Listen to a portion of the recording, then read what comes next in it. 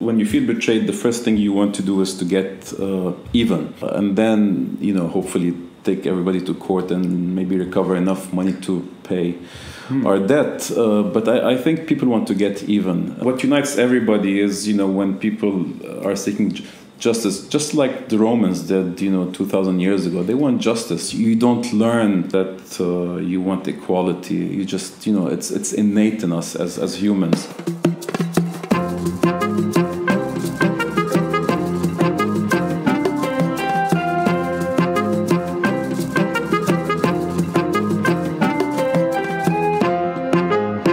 Karim Saka, publisher, Rasif 22. We lived on hope, borrowed hope. There was the oil and gas, there was the, if we dare say, the Israel peace dividend. That was very fashionable in 1995, 6, 7. We were hoping that we'll have peace and, we're going to get technology and agricultural boom and things like that. So that's even maybe 2.5 decades, right? Yeah, it's living on borrowed time. But lately, things have gotten really difficult for the average Lebanese person. That migration is increasing at all levels, and with the refugee problem adding, another burden. And I think the culprit really is the economy. That the economy was not in such a dire state like today, that Lebanese were able to make do with a bad situation. Is that really the issue? Because it's a long time. And reason I'm asking you about 2019 is because it's almost a decade now that we've seen revolts throughout the region. And it's 30 years since Ta'if. There's a lot of time. Is it that Lebanese were able to adjust so long as the economy was barely sustainable? Two things. Basically, one thing is the economy was stifling everybody. High interest rates were killing every new enterprise. You can't start a business. Why start a business when you can be paid 10, 15, 20, even 30% on supposedly risk-free money from the central bank? I like that. So, that word supposedly is very important. Yeah. So just, the rich people didn't want to start any businesses and, get into the cycle of trying to recover your money and paying taxes in a very difficult system. And so all job growth stopped, just there were no more jobs and everybody was migrating. Plus the refugee problem, plus the GCC tourism stopped completely. Right. And, so we had some tourism, but not enough to keep the 2-3% per year GDP growth that we need to at least maintain. So really all sectors of the economy were breaking down at the same time. So it was tourism, entrepreneurial attempt or spirit was weakened. So it's a decade of slipping into something like this. Mediocrity. Basically. We've seen just, it's mediocrity driven from the top, going down from, just the government ministers, who they are. People just don't want to put up with things like this anymore. You get. I think it's good to have that kind of perspective because it's been so easy to point at just the last few months. And of course, it's not about a WhatsApp text, and it's not about fires, or not even about necessarily the lira fluctuating a bit. It is years and years and years of accumulated problems and mismanagement. But at the end of the day, this problem is not the uprising covered up for the economic collapse. The collapse was bound to happen. That's they could have pulled another 6 months, 1 year maximum. But they can't. I mean, the next round of borrowing was going to be at what, 40% in dollars. So the economy had collapsed before this uprising. So this uprising actually comes to help the central bank and the government to sort of camouflage. They can say, it's the uprising that caused the lira to collapse, and basically, so your minimum wage drops from $600 to $440, today. So it's the other way around. Actually, the uprising just speeded the process. Right. It's much more hard on everybody. But can I ask you just your opinion on this? You have a population that is dealing with an economic crash, and post-crash, the political class scrambles to try and find a way out.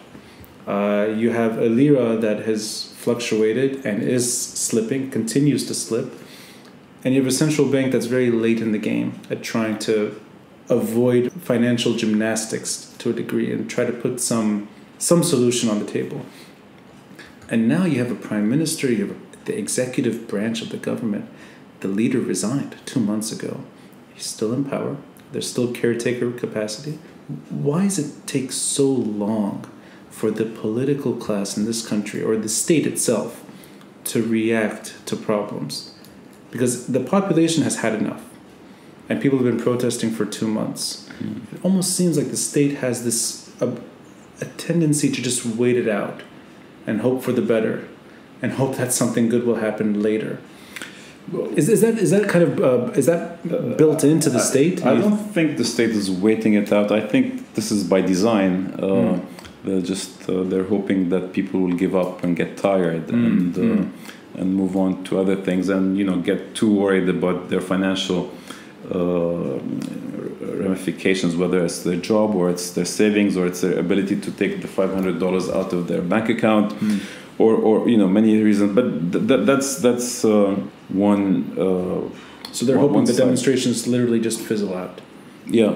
So that wait and see approach seems to be the only thing that lasts in the Lebanese state. It's wait it out and hope for something to work itself later. Yeah, because we all know that things will not work themselves out. Right. Yeah, and the worst thing that could happen to us today is to get a financial package from anybody.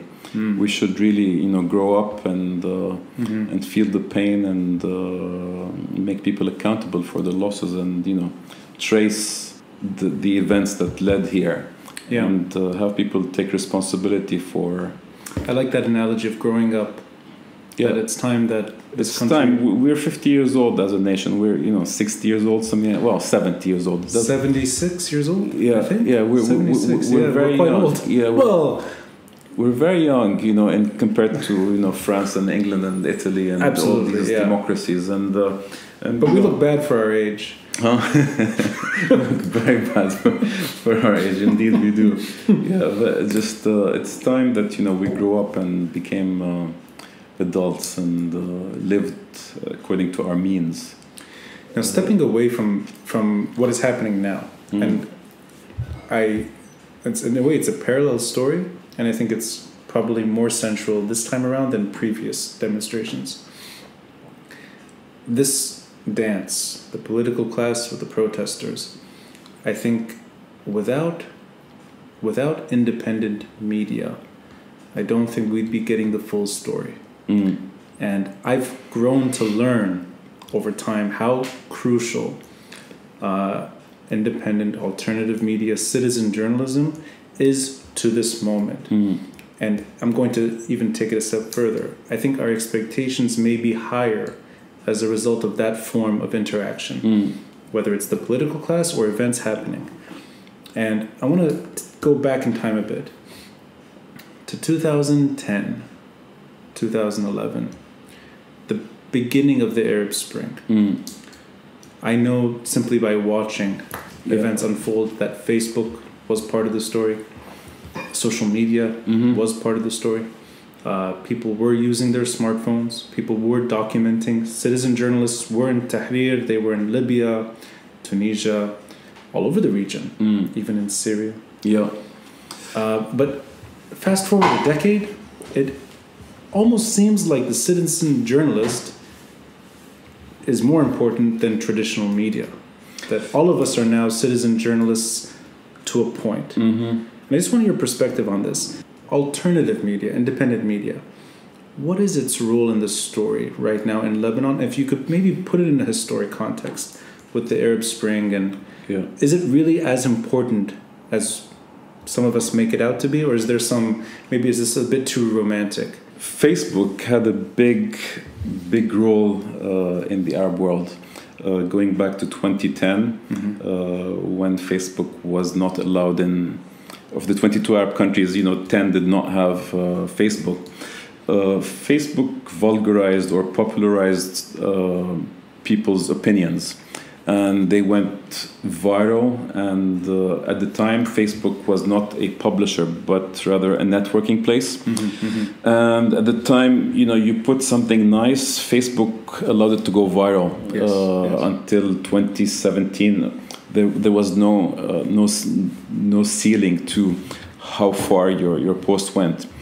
So Facebook was the first place where Arabic citizens or citizens of the Arabic-speaking world started to share their pain, the unfairness, their hopes, failures, dreams, accomplishments. And people started to want to have the same thing. It's just like the American Empire, the human inclination naturally is to prosper and improve and have a better education and a better future for their children. And same thing with the Arabic-speaking world. Everybody wants the same thing. They want stability, they want income, they want good food, good health, entertainment, infotainment. Is that more central than just challenging authority? The dignity or the demands of I think in the beginning it was all about the freedom of expression, because that we didn't have that. Remember until today, most part of the world media is owned either by the state, and if it's not the state, it's a political party or a billionaire from a political party. A billionaire because of the people, not because they invented something or did something good. And the worst kind of media is the one that's driven by religious poison spewing, whether it's the terrible Sunni Shia rift, which they vilify each other all day. The Shia are bad, Sunnis are bad, Iran and Saudi Arabia, and they've succeeded very well in doing this. Look at us today in Lebanon, or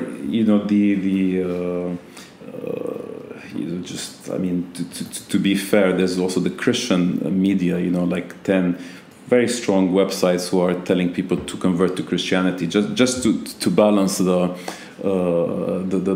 conversation. So all media was directed and effectively fake news, just at best. A lot of it was modeled after the Soviet style fake news, and of course the American fake news. Just until the 80s there was a America first, policy on. So we adapted that rift towards our own problems. It's human nature, and there was no challenge, no journalistic culture. Lebanon Cairo started, of course, first, and then Lebanon. We did have two great cities of hubs of journalism at some points. Of course, Damascus and Baghdad had some great pockets of excellence, and many other places, just not to offend anyone. Sure.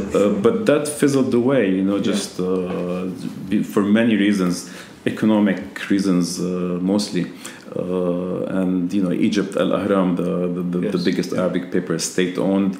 The Saudi papers are owned by princes. And in a way, Lebanon managed to somehow avoid that. And even within its own problems, there's been a level of independence here. Maybe it's relative, but it does shine compared to the region. Yes, it does, definitely. But we didn't really we weren't ahead in terms of alternative media. That kind of seemed to all happen at once. Yeah, alternative media was not a priority in Lebanon because the media was actually not the worst. Right. Whereas in Egypt, they've got some good alternative media sites. So it filled a bigger vacuum there. It was maybe more demand. Yeah. Would you be willing to say that social media, alternative media, citizen journalism is the bedrock of the Arab Spring? I think what happened in Syria was Arab Spring, and I don't think it was media driven. It was driven from need and hunger and poverty and drought and many other things, and dignity for human value. In Tunisia, it was really poverty and not making ends meet that drove people to the street. Right. So I don't think there was actually an instigator coming from social media, but social media carried stories immediately. So it helped the fire spread very quickly. So everybody who had the same concerns or same pain immediately, adopted the model, and just like Lebanon, I think, without Facebook, because it's all happening on Facebook, not Twitter. No, Tripoli and Nabatea wouldn't be aware of what's going on. That's where I and WhatsApp, which is a Facebook enterprise, so it's just and Instagram, which is another Facebook company, enterprise. Yeah. So I'm curious about this. I had this conversation about when we look back, what will we look at in terms of the moment things were inevitable here? Was it the WhatsApp tax? Was it the fires? Or I floated this idea, and I want your opinion. I think it was the kick, the female kick against the security guard, that seemed to spread instantly, and very few of us actually saw that kick happen. Whoever took that photo, amazing. I mean, it was like not just time to perfection, but I mean, it was the moment that seemed to almost like everybody in Lebanon felt the same kick. You know what that kick did? That kick is 50% of the Lebanese waking up, women suddenly taking on their duty to participate in government, in decisions, in civil society.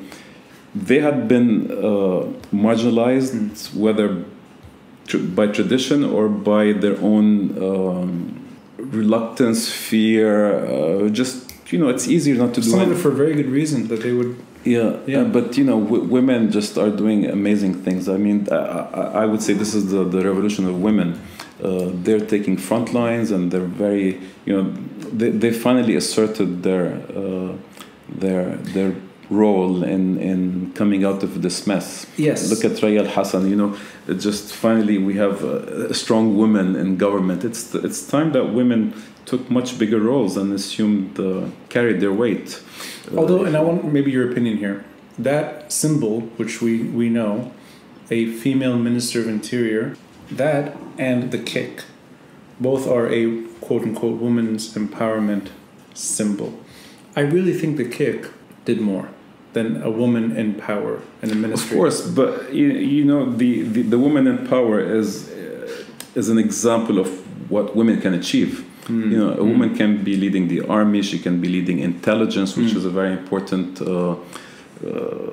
role in Lebanon that we don't know who's behind. Women can do a lot. I think when women come into the formula, that was a big success in Lebanon. That keeps things driving well. And that is social media. That kick was not carried by traditional sources. There was no way, and you couldn't have a TV channel airing that and then repeating it. That was an Instagram account shared multiple times.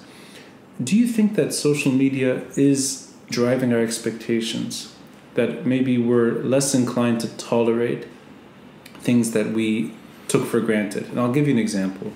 The flooding 2 weeks ago. We're used to flooding. We know what flooding looks like in Beirut. It's not the first time we've had a tunnel flooded.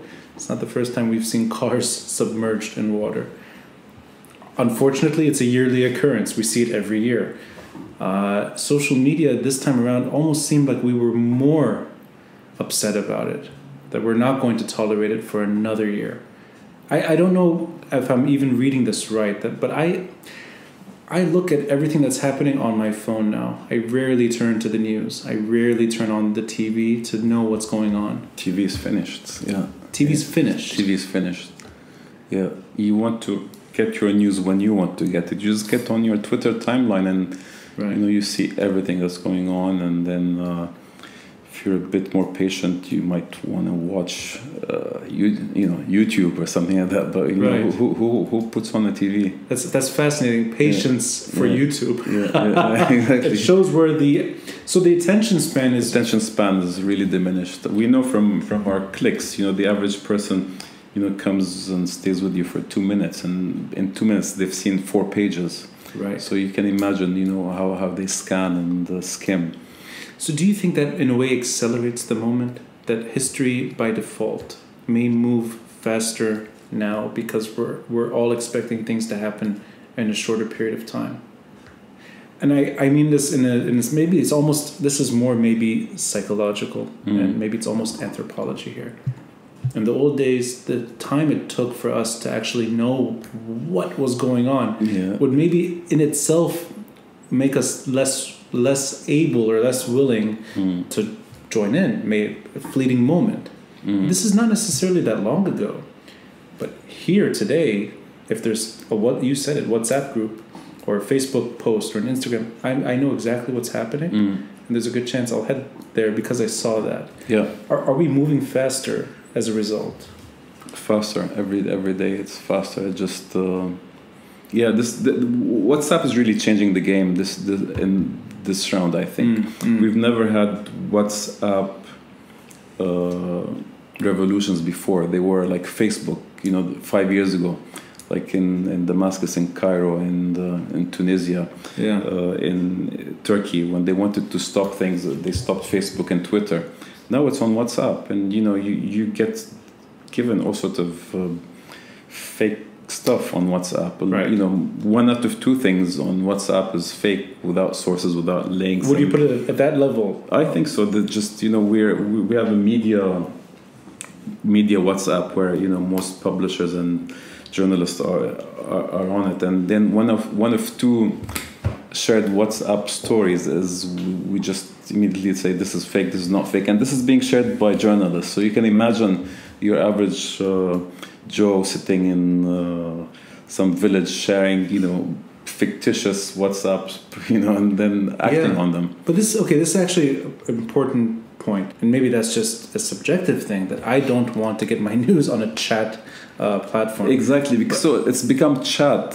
So people who are unemployed, like most Lebanese people, are on the street partly because they're not employed. So they're on WhatsApp groups with their friends and chatting, and they tell them, oh, they're coming from Khanda, let's go get them. And then, this is how it's happening. And just they're creating history through reacting to all kinds of stories. The consumer should have the tools to know or learn what is potentially fake and what is real. I am very unable at times. You're not a journalist. Not a journalist. Sometimes they want to believe what they, because groups reinforce their thinking. They're not going to a group that wants trouble is not going to share a nice post from Sami Ismail saying, "Hey guys, let's not fight with these people because we shouldn't." No, they're going to share something from somebody who say, let's go get them. And these things reinforce themselves. What are the abilities for, whether it's the journalist or the consumer, to be able to, in a way, push those very entertaining, very seductive, dangerous clips, posts? Because I know from my end that WhatsApp to me is the jungle. Yeah, I think it's going to get worse with time, because there'll be deep fakes, and there'll be much more, engaging stuff on WhatsApp groups. But I know that Facebook is problematic already, but I'm more likely to take a Facebook post seriously, even if it is fake. WhatsApp to me is all dangerous, whether it's legitimate or not.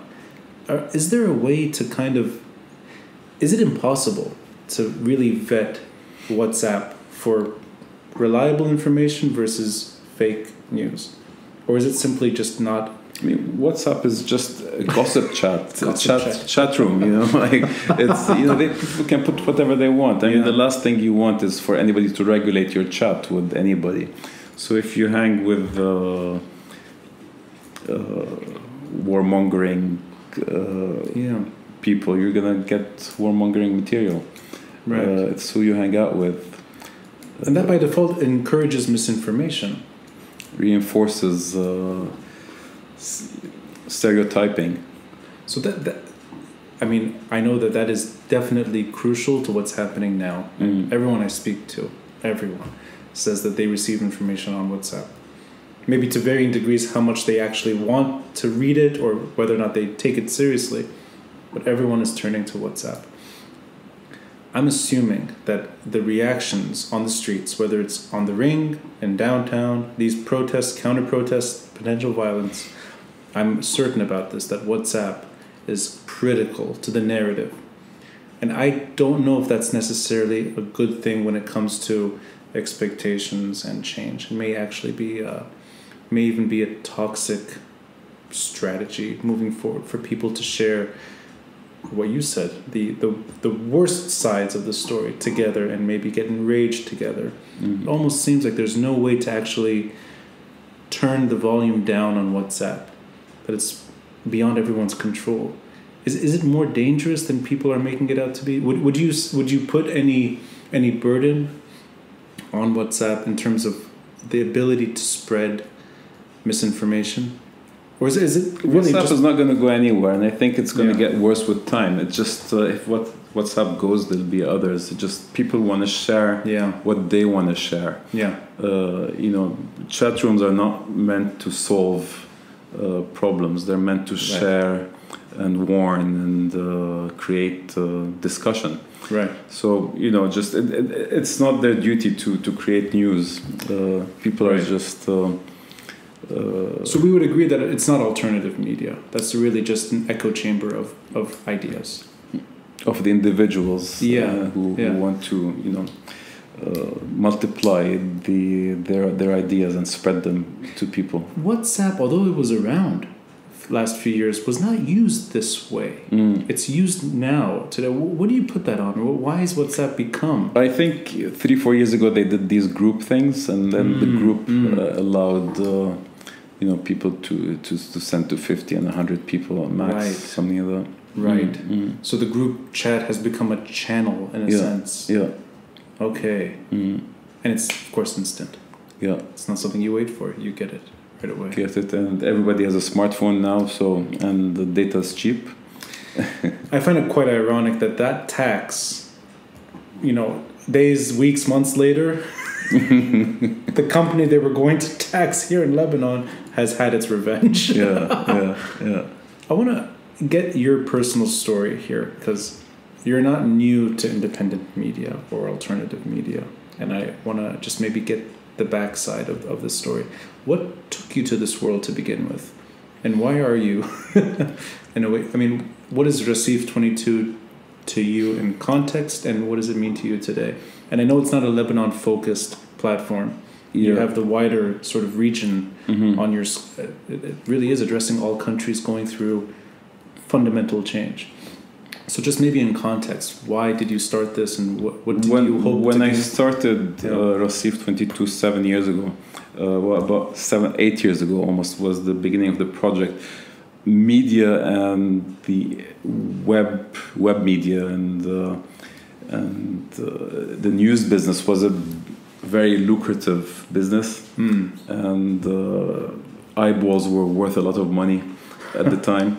So it was a project of scale and eyeball acquisition, which we've succeeded quite well in implementing. You chose news, not entertainment or whatever. No, but it's not just about eyeballs or scale. I mean, we chose infotainment, so we inform, but we entertain. It's just we don't cover dull subjects, but the editorial line was always about human rights, democracy, freedom of expression. Until today, we haven't veered from that. So it's all about inclusiveness, and the Arab world is big. 400 million people today. Internet penetration is not bad at all. Speed is not bad at all, and the thing is, the formula changed. What people are willing to pay for now, in terms of membership or paywalls. But what has saved us today and given us our edge is really the dedication to freedom of expression, free journalism, and human rights. Women, children, labor are very integral part of this this equation, and especially women stuff. And I think we've impacted a lot of lives and made people think. Is it born out of the Arab Spring? Absolutely. I mean, this is an Arab Spring project. I was living in the West since Israel invaded Lebanon in 1982. So you came back with the Arab Spring in mind, wanting to contribute to that opening of a I came back to pursue this as a business, really, the media business, which I still think has a lot of potential. And our readers are worth something. I have big faith and hope in our readers. I mean, this is a great part of the world. People are very engaging and they're very hungry. There aren't enough media producing any significant first source content. Most of our competition, let's say in Lebanon, takes their news from agencies. Nobody creates news. There's no storytelling, and everything is dry, and it's all repeating party storylines. So we stand out. You come to us, you go on, the drop-down menu, you choose the country, and you see what's going on in terms of social movement, political movement, creative movements, so storytelling is central to its inception. That you didn't want to just sort of regurgitate facts. No, what, where, when, who is not enough. People want to know why and the effect and what is possibly going to happen as a result, and comparative comparative methods, and we really go a long way in serving a story. Can I ask you though, because it's the whole region, and let's use Lebanon as an example. Why do you think these things are lacking here? We don't have these kinds of obstacles towards storytelling, news, sharing information. There have been threats to journalists. Some journalists paid the ultimate price. That tended to be a geopolitical sort of involvement, geopolitics explained through news, not necessarily social issues or what you're describing, marginalized communities. Why was Lebanon rather late in the game? Because you're talking about something that just 7 years ago. It surprises me that these ideas did not take hold earlier.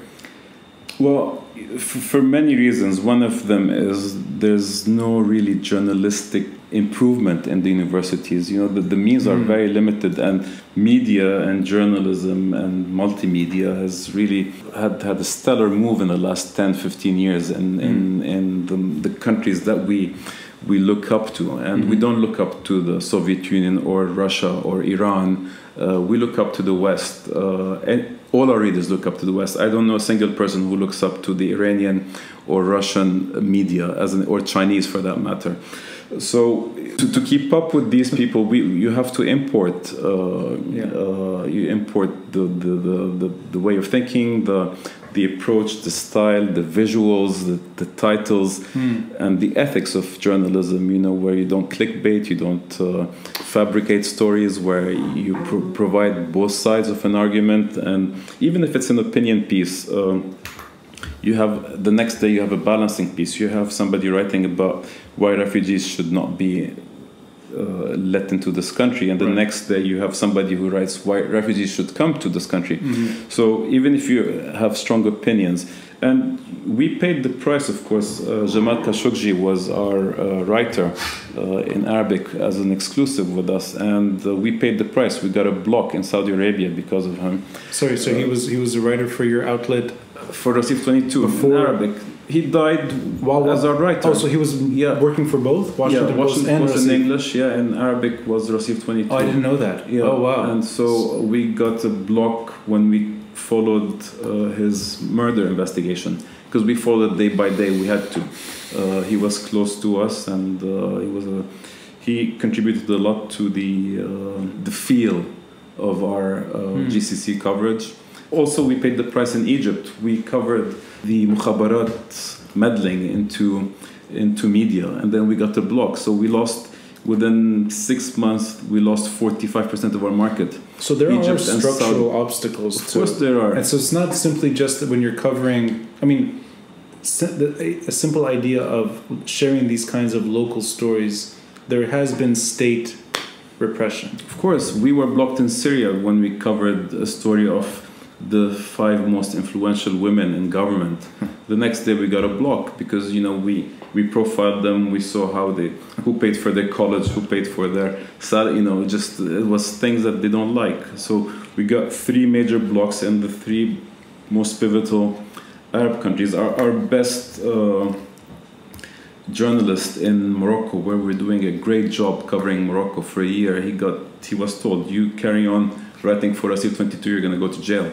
And so overnight, one of my favorite young writers, a 25-year-old, was doing fantastic stories in Morocco, just was told, you drop Rasif 22 now. Yeah.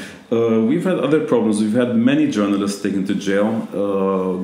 One for doing as much as taking a photo of a building in Alexandria, because you're not allowed to photograph buildings for any media without permission, an old law. And we've got people who were tortured, Yemeni journalists. We had many a story, and that these things set you back, but they keep you more determined, and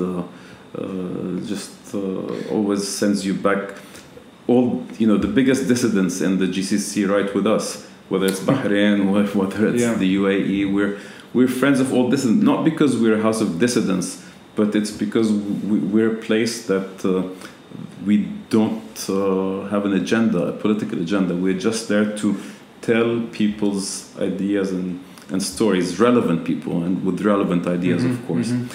So in other words, the Lebanon factor is lack of, or there's no appropriate education when it comes to journalism today in the 21st century. We're not keeping up to date with the technique and the style and. But the rest of the region, it's literally a political problem. The rest of the regimes are reactive. They're just not allowed. It's without naming them. Some countries, people graduate high school. I mean, countries who claim to be more Arab than we are. Of course they can. They can't write 10 lines without 7 grammatical mistakes. It's unacceptable, the level of writing, and they're just not either too spoiled to work or not able to work and produce. So it's a jungle out there, and just finding good talent is a big challenge at any level. But 2019, 7 years after you started, do you see that these obstacles are beginning to fade, or has it become worse? Now? Yeah. I'm afraid to say I think things are becoming worse. So because there's still there's one university in Dubai who's doing a good job in journalism, only one, but that's not enough for this big world. I don't like seeing journalism become an elitist place where only the smartest and brightest can write, which is the current situation. We've got some fantastic journalists, but they're an elite, at least an intellectual elite, and that's not good. Journalism and publishing should not be for the elite. It should be for everybody. But that's how citizen journalism, I think, does it in a way balances things out, because you and me, despite respective training, and yours is far superior, I think, to the average person with a phone, but both of you are treated as equals when it comes to a post, or when you're sharing information, or if you're just literally sharing your thoughts. There's no real way for yours to be taken more seriously. Which is a great thing. Exactly. So there is a democratization inherent in what's going on. But not in the print media, which is still seen as the place to go, to give your interview to, newspaper A, B, or C. And that is still entrenched. Do you think that people are still willing to buy the newspaper and read an interview? I don't remember the last time I even looked at a newspaper. It's for grandparents. Considering our age, it's even at our age, it's for grandparents. Right. I think from all people I know, my parents are the last people who still buy the newspaper. Exactly. So it's not really there per se. They're not the bulk of the population reading or watching or accessing information. Yeah, it's all on WhatsApp. We go back to the same problem that people are clipping photo, screenshotting and distributing content. But there's no. Do you think that a source like yours? Do you think that it's able to bridge that divide, where you have a serious attempt at explaining whether it's entertaining or not? That there is a story that you're sharing. It's not WhatsApp junk. And it's not the old way of accessing print media. Do you think that this model is sustainable and that this is the go-to model for the future? Media, online, independent? I think we're about 3 to 5 years behind the curve in terms of the product and the results. But what is sure is that everybody's going to be digital, and people want. Allegiance is to digital natives. People don't want to go to An-Nahar and read them online. Sorry, say it again. Allegiance is to digital natives. Natives, people who are born digital. Right. Rasif 22 was never a paper before. Why go to the paper to read it? It didn't work. Right. And I don't think it's going to work because they're all tainted with their line of thinking. Yeah. And people want to be free to read what they want to read. And plus, we had the Arab world is really very limited by taboos. Aib, what can be said, what cannot be said, and that really has restricted a lot. Most writers are self-censored or self-censoring. So censorship. Would you put that into the Lebanese circle as well? They're always worried about upsetting. Even in politics, they worry about upsetting this lord or that warlord or that warlord or this. That's why people financial scandals don't make it to the news. They keep threatening that I have this file in my drawer about this minister who did this and that. They don't make it. People are scared. And online media is less afraid to go there. I don't know about other outlets, but we're not scared. And we had this big La Akhaf campaign, which did, I think we had 2 million people who've seen that video produced in Tripoli just before the uprisings. And we're not scared. Yeah. This is our turf. We're at home. Everywhere we are at home, in every country. And we cover things the way they are. We deal with taboo, we deal with religion, we deal with corruption, we deal with trafficking, and tell all these stories that people shy away from. What are you able to do when a country blocks your site? Blocking used to be a very effective tool. They could actually block you. But now we're able to produce a new proxy every day, so it's a temporary measure now. So they don't block you anymore because they figured with the proxies we're producing, we can be nastier and nastier. Each time they block us, we become nastier. I wrote in the Washington Post at the beginning of the year about the block from Saudi Arabia. That's not good for them because blocking Rasif 22 is not about blocking Rasif 22. It's about blocking Saudis from seeing what's happening in the world. Egypt has 550 at last count blocked websites, people whose opinion they don't want the Egyptian people to see. Right. But there's now effective ways of literally plus VPNs. Everybody has a VPN. Right. But the thing is, just blocking things is just not democratic. It just tells the people, we are your custodian. We want to tell you what to read and what not to read, and we know better, and you don't know anything.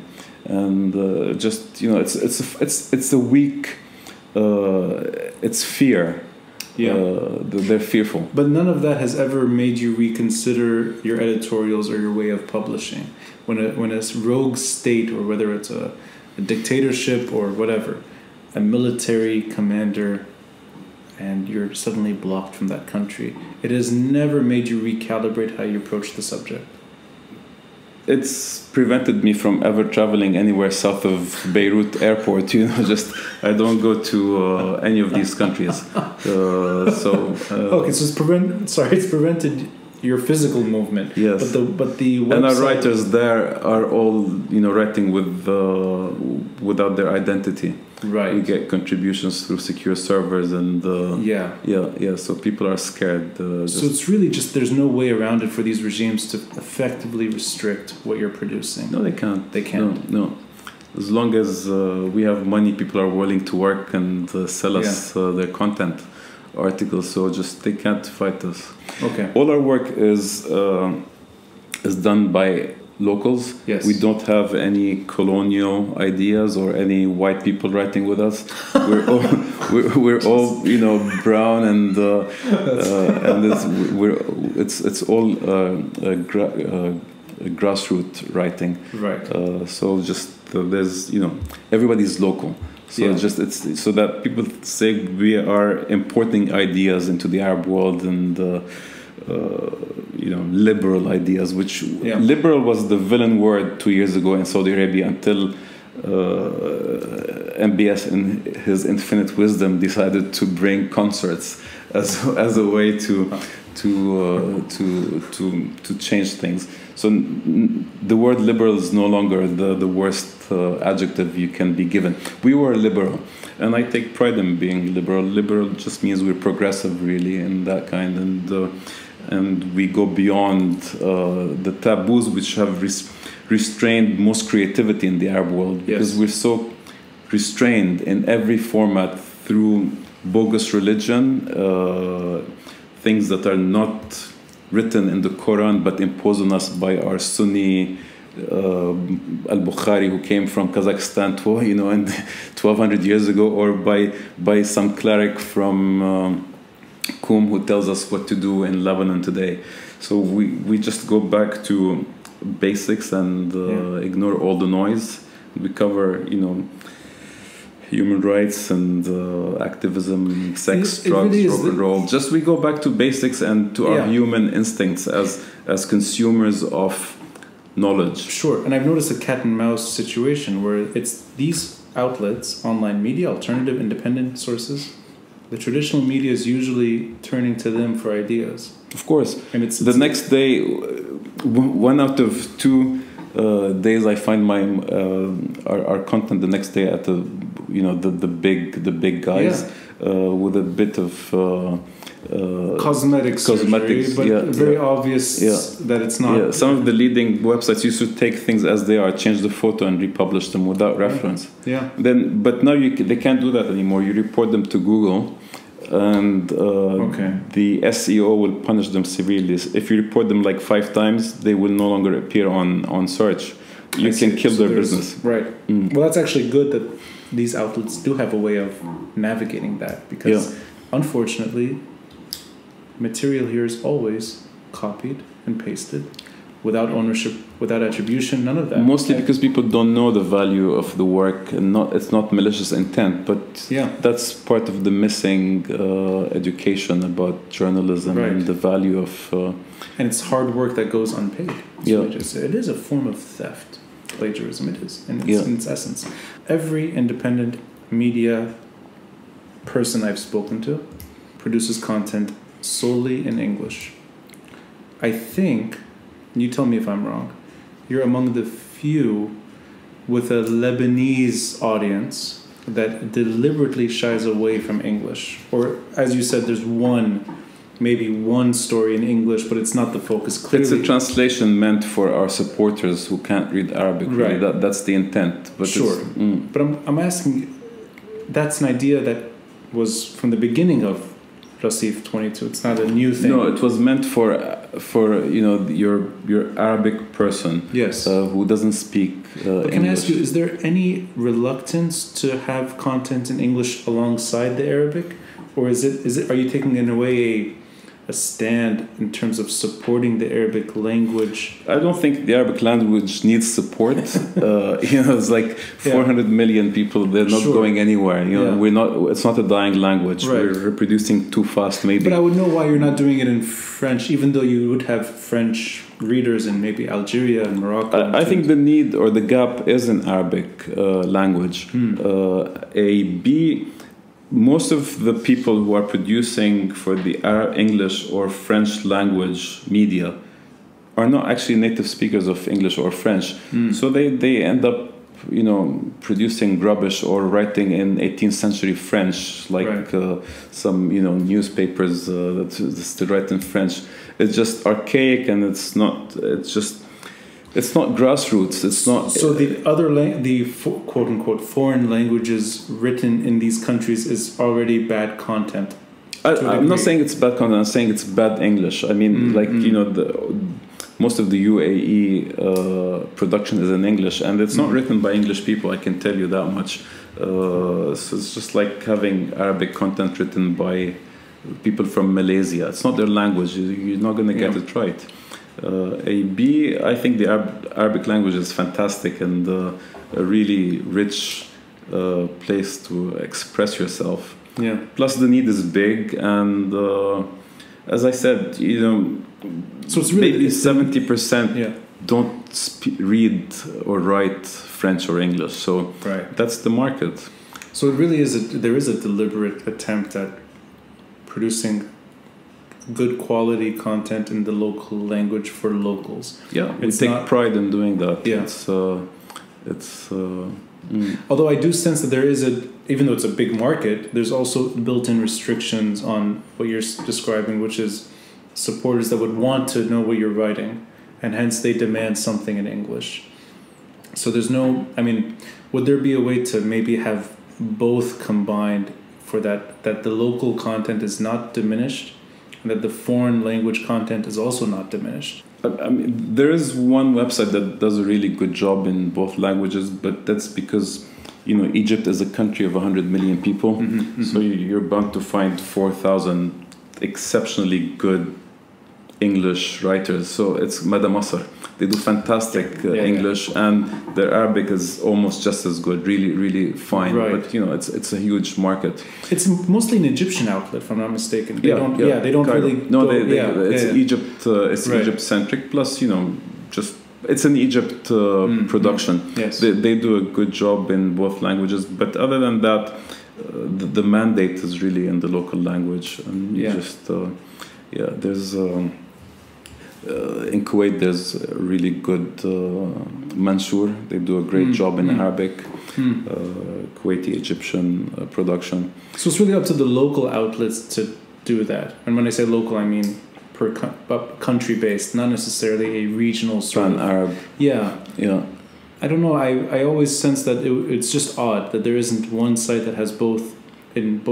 They're on the same level. I mean, I know the few editors-in-chiefs of the good websites or the good newspapers. Ultimately, they work for an owner who has a political agenda, and within 1, 2, 3, by year 4, they have a fight on something and they get fired, and their papers get ended and they get deported. So they've learned better that there's no when you're working for an individual, you have to work to their whim, and because it's often about the media is about the individual or his party or his the book he worships. Right. So until we graduate that into real institutions with tradition, we will always be under delivering on good journalism. I hope, and I get the feeling that in all these conversations, I sense that there is at the beginning of perhaps an attempt at education and maybe having media in the mix, not as a university course, not as something an elective, but maybe something that's foundational, because media is central to our lives today. Social media is critical, and I think as you said, and I like how you said it's going to get worse and worse.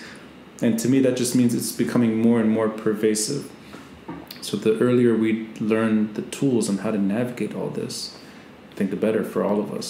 Yeah, and I mean, it's like this in business journalism. It's like this in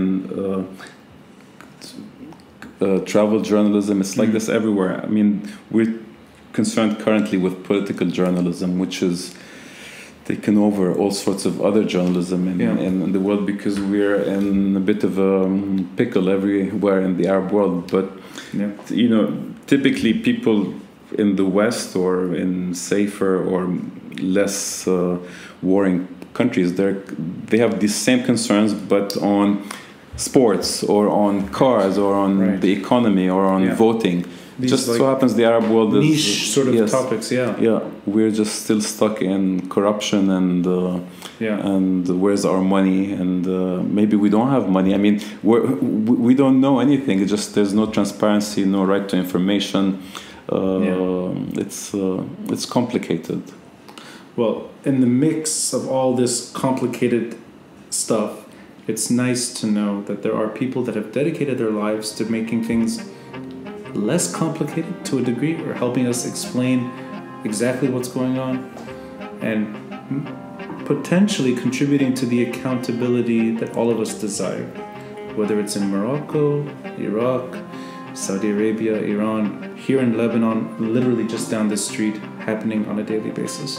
And I hope the Arab Spring and this revolt brings better things for us and for journalists. I'd like to see this taking hold. Absolutely. Thank you.